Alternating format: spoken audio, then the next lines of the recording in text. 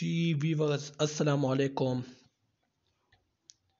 ایک بار پھر آپ کو اس نگارستان اردو کے چینل میں خوش آمدید کہتے ہیں۔ آج ہمارا ٹاپک ہے 7 سمندر پار افسانہ سفر نامہ۔ اس کا ایک جائزہ ہم لیں گے، اس کے جو خصوصیات ہے اس کو ہم ڈسکس کریں گے۔ 7 سمندر پار اردو ادب کے سفر ناموں میں ایک عظیم حیثیت رکھتی ہے۔ اس سفر نامے کو اختر ریاض الدین نے، بیگم اختر نے جو ریاض الدین کی بیوی تھی، انہوں نے مولانا صلاح الدین کے اصرار پر 1963 میں تخلیق کیا ہے۔ یعنی مولانا صلاح الدین کے حکم پر انہوں نے اصرار کیا کہ آپ یہ سفر نامہ لکھیں، تو انہوں نے 1963 میں اس کے کہنے پر، کس کے کہنے پر؟ صلاح الدین کے کہنے پر اختر ریاض الدین نے یہ سفر نامہ لکھا۔ بیگم صاحبہ کو قدرت کے حسن کو کاغذ پر منتقل کرنے کا فن آتا تھا۔ یعنی قدرت کا جو حسن ہے، اس کی جو خوبصورتی ہے، بیگم صاحبہ کو اس کو خوبصورتی کو اٹھا کر اپنے کاغذ پر لکھنے کا جو فن تھا وہ انہیں حاصل تھا۔ چنانچہ انہوں نے ماسکو، ٹوکیو، لینن گراڈ وغیرہ کی خوبصورتی کو صفحہ کرتاس پر منتقل کیا۔ صفحہ کرتاس پر منتقل یعنی کاغذ پر لکھا، ٹھیک ہے۔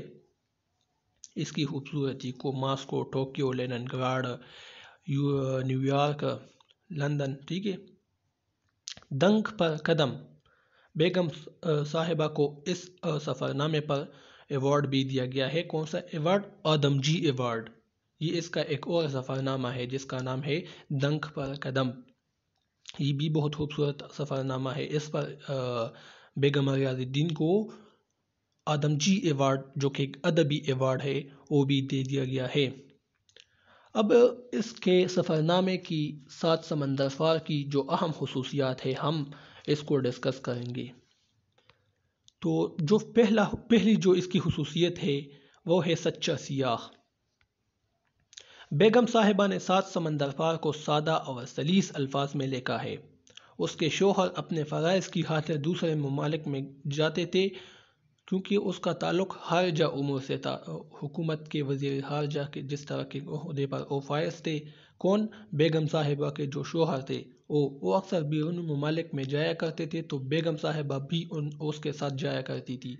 تو جب وہاں پر جاتی تھی تو بیگم وہاں کے جتنے بھی چیزیں تھی ان کو اپنے آنکھوں سے دیکھتی تھی اور پھر اس کو اپنی ڈائری میں لکھتی تھی۔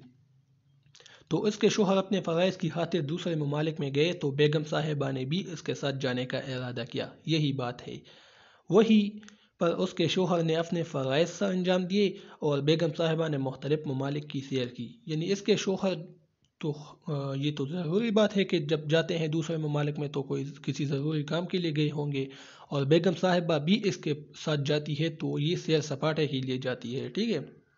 بیگم صاحبہ نے ایک سچے اور صدیق یعنی سچے سیاح کی طرح سب کچھ صداقت کے ساتھ بیان کیا ہے۔ جہاں پر انہوں نے ایک شہر کی خوبصورتی بیان کی ہے، وہاں ان شہر کی خامیوں کو بھی بیان کیا ہے۔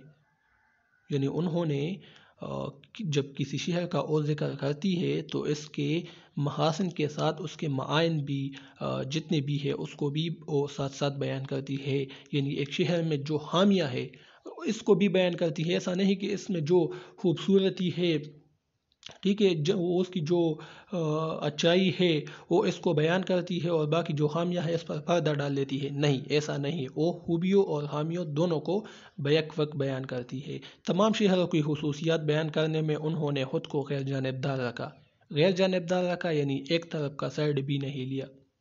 بیگم صاحبہ کسی شہر کی خوبصورتی کے ساتھ ساتھ تاریخ کو بھی بیان کرتی چلی جاتی ہے، اور یہی اس سفر نامے کی بہت خصوصیت ہے اہم، کہ وہ جب کسی شہر کو دیکھتی ہے، اس کو آنکھوں سے اس کا مشاہدہ کرتی ہے، تو ساتھ ساتھ اس شہر کی تاریخ بھی وہ بیان کرتی ہے۔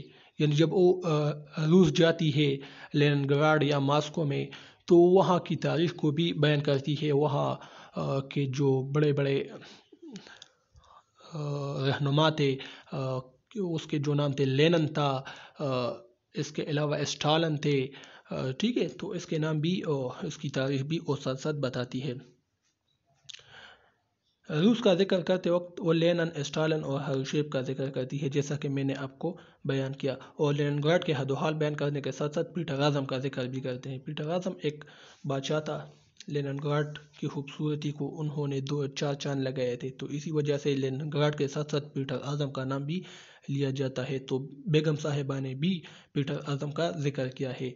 ठीक है, तो ये इसकी एक खसूसियत थी। अब जो दूसरी खसूसियत है समाजी ज़िंदगी, बेगम साहिबा ने इस सफ़रनामे में बुनियादी तौर पर 3 शहरों टोक्यो, मॉस्को और लेनिनग्राड पर खुसूसी तवज्जो दी है।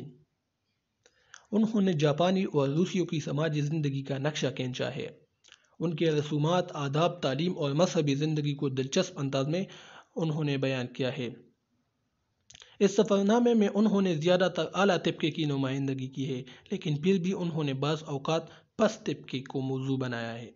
आला तबका यानी अमीर तबका, पस्त तबका यानी गरीब तबका, इनको भी मौजू बनाया है। यानी एक जगह कहती है जिसका मफहूम है कि जापान की सड़कों पर ऐसे मजदूर की कोई कमी नहीं, ऐसे मजदूरों की कोई कमी नहीं जो सुबह के वक्त सरमायादारों के पास अपनी कोई चीज़ गिरवी रखकर रकम उधार लेते हैं। और बाज़ मजदूर ऐसे होते हैं जिनके पास गिरवी रखने के लिए उबले हुए चावल के अलावा कुछ भी नहीं होता। यानी यहाँ पर उन्होंने पस्त तबके की बात की है कि वो उसके पास पैसे नहीं तो अपनी एक चीज़ को सरमायादारों के पास, जो अमीर वडेरे होते थे, उनके पास गिरवी रखते थे, उनसे पैसे लेते थे। जब उसको वो पैसे वापस कर देते बाद में, तो वो चीज़ जो उन्होंने गिरवी रखी हुई होती थी वो वापस इनसे लेते थे। और बाज़ उनमें से ऐसे गरीब लोग भी थे कि इनके पास कुछ था ही नहीं, तो वो अपने साथ उबले हुए चावल लेकर जाते थे और इन अमीरों को देते थे, उसको गिरवी रखते थे और इसके बदले में अमीरों से वो पैसे लेते थे। और जब वो पैसे बाद में वो उस अमीरों को वापस करते थे तो उबले हुए चावल वापस उनसे लेते थे अमीरों से। ठीक है, तो ये पस्त तबके की बात भी उन्होंने की है। अल्फाज पर गिरफ्त, बेगम साहिबा को अल्फाज पर पूरी गिरफ्त हासिल है। वो अल्फाज के साथ खेलना जानती है। उन्होंने खूबसूरत अल्फाज और तशबीहात के इस्तेमाल से सफ़रनामे में दिलचस्पी पैदा की है। मिसाल के तौर पर वो कहती है कि लंबी तान कर उठी तो सूरज देवता मेरे कमरे में और मेरा देवता कमरे के बाहर। यानी जब ये कहती है कि मैं, ये जब जापान जाती है, ये वहाँ का जिक्र करती है। ये वो जब टोक्यो में एक होटल में होती है, जब सुबह को उठती है तो ये कहती है कि सूरज देवता मेरे कमरे में, यानी सूरज की जो शुआएँ हैं वो मेरे कमरे में दाखिल हो चुकी है और मेरा देवता कमरे के बाहर। यानी मेरा देवता का क्या मतलब है? मेरा शोहर, यानी मेरा शोहर मेरे कमरे से बाहर था, ड्यूटी पर चला गया था और जो सूरज था वो मेरे कमरे में दाखिल हो गया था। ठीक है, एक और जगह कहते हैं कि वो बोलते हैं तो उनके मुंह से रस टपकता है और हमारे मर्दों के मुंह से पानी। तो ये भी आप देखें ना, इसकी मिसालें हैं कि इस पर केस को अल्फाज पर कितना गिरफ्त हासिल है। ठीक है, वो जिस तरह चाहे अल्फाज को इस्तेमाल कर सकते हैं। उसे ये फ़न अच्छी तरह से मालूम था, उसको ये फ़न अच्छी तरह से समझ में आ चुका था। दिलचस्प जुमले, एक और खुसूसियत है, बेगम साहिबा ने दिलचस्प जुमलों के इस्तेमाल से अपने सफ़रनामे में मज़ाक की कैफियत पैदा की है। ज़राफ़त उन्होंने अपने अफसाने में, अपने सफ़रनामे में पैदा की है। इनके हर लफ्ज़ और हर जुमला मज़ाह से भरा पड़ा होता है, जिसकी वजह से कारी को उकताहट महसूस नहीं होती। मिसाल के तौर पर कुक के बारे में कहती है, कुक, वो जो पेप्सी की शक्ल में एक होती है, कुक। ठीक है, इसके बारे में वो कहती है कि यूएनओ से ज़्यादा इसने दुनिया को मुत्तहिद किया है। यूएनओ एक इदारा है जो लोगों की, तमाम दुनिया के लोगों की भलाई के लिए काम करता है। इसको यूनाइटेड रखने और इसको एक साथ रखने की का बेड़ा उन्होंने अपने सर पर लिया है। तो ये कहती है कि इससे ज़्यादा कुक ने दुनिया को मुत्तहिद किया है, यानी हर जगह पर कुक है। ठीक है ना, यानी हर जगह पर कुक है, वहाँ पर भी इस्तेमाल होता है, लंदन में भी इस्तेमाल होता है, लेनिनग्राड में भी इस्तेमाल। तो ये इन लोगों का एक मरकज़ी निशान है जिसकी वजह से सब लोग आपस में मुत्तहिद हो चुके हैं। तो आप देख सकते हैं कि इसमें ज़राफ़त है कि नहीं। जब किसी औरत के बारे में हम कहना नहीं चाहते कि बदसूरत है, तो हम कहते हैं अल्लाह मियाँ ने इसकी शक्ल बनाई है, टोक्यो की शक्ल भी अल्लाह मियाँ ने बनाई है।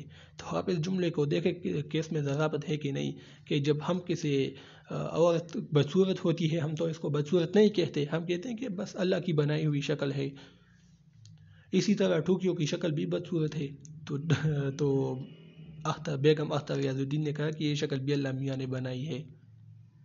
मशरक़ की नुमाइंदगी, بیگم صاحبہ نے اس سفرنامے میں مشرق کی نمائندگی بھی کی ہے۔ جنریشن گیپ کے بارے میں انہوں نے اپنے خیالات کا اظہار کیا ہے اس سفرنامے میں۔ جنریشن گیپ ابھی آپ کو معلوم ہو جائے گا کسے کہتے ہیں۔ پاکستان میں تو یہ اتنا بڑا مسئلہ نہیں ہے، لیکن جاپان میں اس نے شدت اختیار کی ہے۔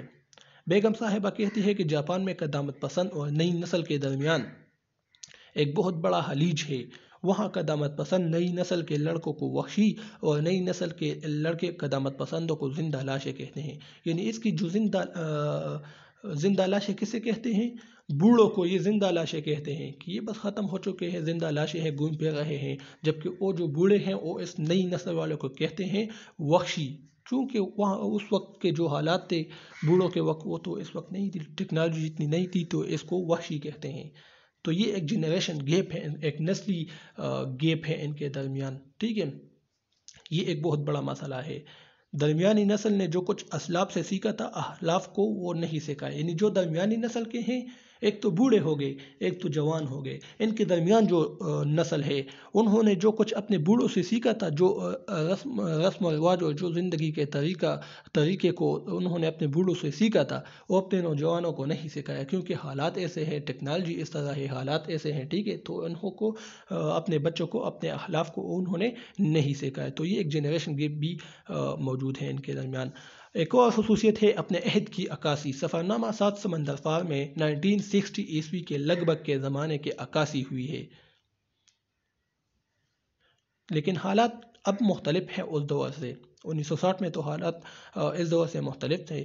بیگم صاحبہ نے جب ماسکو کا رخ کیا اور وہاں کے حالات کا بغور جائزہ لیا اور وہاں کے بیلے ڈانس، پتلیوں کا کھیل، بیلے ڈانس وہ آپ نے دیکھا ہوگا کہ یہ جو چائنیز اور جاپانی وہ جو چلانگے لگا رہے ہوتے ہیں بالکل ربڑ کی طرح، بالکل اس طرح لپیٹ جاتے ہیں، پھر اس طرح کھل جاتے ہیں اور ڈانس کرتے ہیں، ٹھیک ہے۔ پتلیوں کا کھیل وہ جو چھوٹے چھوٹے گڑیا ہوتے ہیں، لوگ اس کو کنٹرول کرتے ہیں باہر سے، ٹھیک ہے، اس کو اس طرح گھماتے ہیں، اس کو نچاتے ہیں۔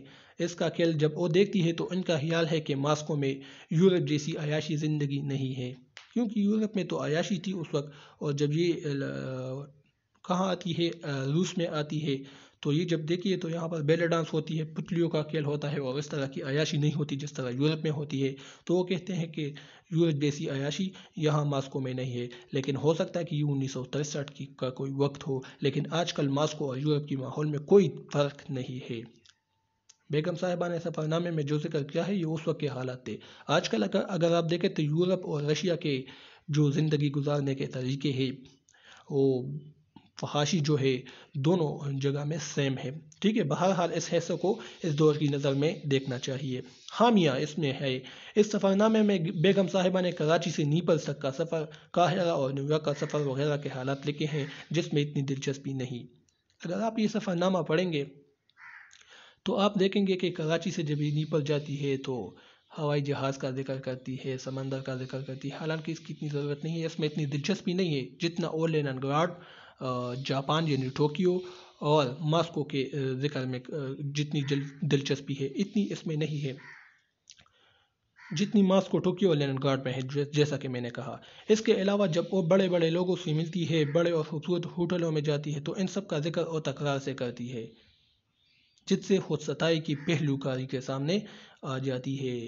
یعنی وہ جب بڑی بڑی ہوٹلوں میں جاتے ہیں، بڑے بڑے ہوٹلوں میں، تو ان کا ذکر بہت خوبصورتی کے ساتھ کرتی ہے اور اپنے آپ کو دکھاتی ہے کہ میں یہاں پر گئی ہوں، تو یہ بھی اس کی خامی ہے، خود ستائی انہوں نے یہاں پر کی ہے۔ تو آج کے لیے اتنا کافی ہے، یہ میں نے آپ کے سامنے ڈسکس کیا۔ میں نے بہت آسان الفاظ میں ہی لکھے ہیں، اس کو ڈسکس کرنے کی ضرورت بھی نہیں ہے، لیکن پھر بھی اس میں بیچ میں سے ایسے مشکل الفاظ آتے ہیں جو سمجھنے سے قاصر ہوتے ہیں۔ امید ہے آپ کو یہ ویڈیو پسند آ چکی ہوگی۔ اپنی رائے کمنٹ میں دے دے کہ اس طرح ویڈیو بنانا ٹھیک ہے یا کسی اور طریقے کو میں فالو کروں، تو مجھے اپنی قیمتی رائے سے ضرور آگاہ کیجیے، اور اب مجھے اجازت دیجیے، نیکسٹ ویڈیو میں پھر ملیں گے۔